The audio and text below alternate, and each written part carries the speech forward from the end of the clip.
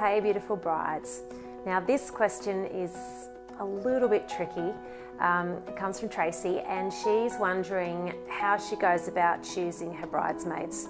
She's got too many friends, not enough places to match up with the groomsmen, and she really wants to know how does she go about choosing the right ones and how does she go about letting the ones that she doesn't want.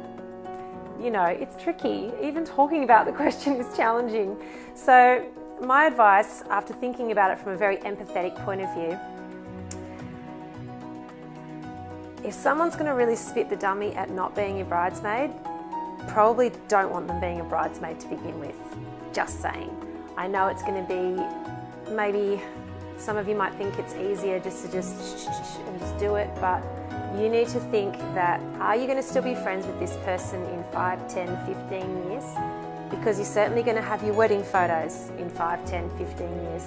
Now, I've been to weddings, 10 years ago now, 15 years ago now, because I'm in my mid-30s. And I'm not friends with those people anymore. You know, we've just moved on. And if I had have played a really, really key point in their wedding, and then we had a fallout or something, then every time they look at those wedding photos, there's going to be a, you know, like a thing, you know?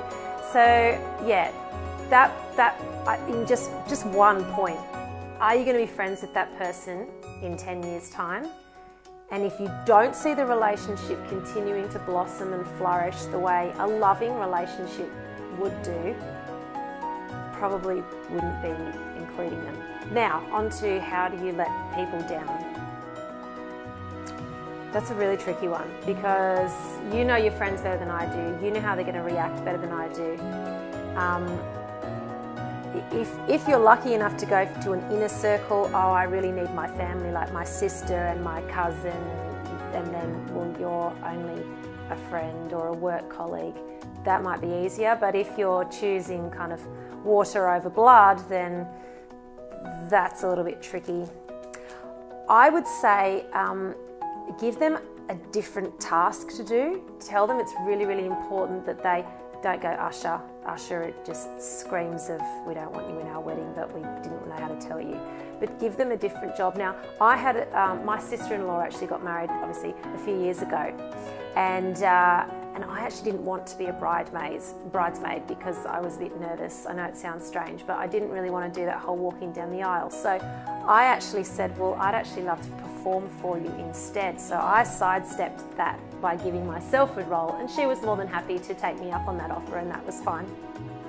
So yeah, if you can sidestep that bridesmaid's role to be like, you know, maybe they're gifted with flowers, or maybe they're, you know, gifted with something else, I would give them a job instead, or sit them down with your fiance, because they're probably far less likely to have a go at you if your fiance is sitting next to you, because then it's you know, there's an objective person there. So I know I haven't particularly answered the question very, very well today, but yeah, if you're not going to know them in 10 years, probably not, because you are going to still have those photos. And just try and give them another side stream job to do. And if you can't, sit down with your fiance, be really open and honest about your feelings, and who knows, they may even surprise you, take it really well, and you might change your mind or something. But good luck with it. It's a bit of a tricky one. I'd probably be really keen to know what other wedding service providers have suggested with regards to that, and if you have any tips as to how you kind of sidestep that little issue, please do let me know so that I can pass that on to my brides. But that's it for me. You have a great day, and we'll chat soon.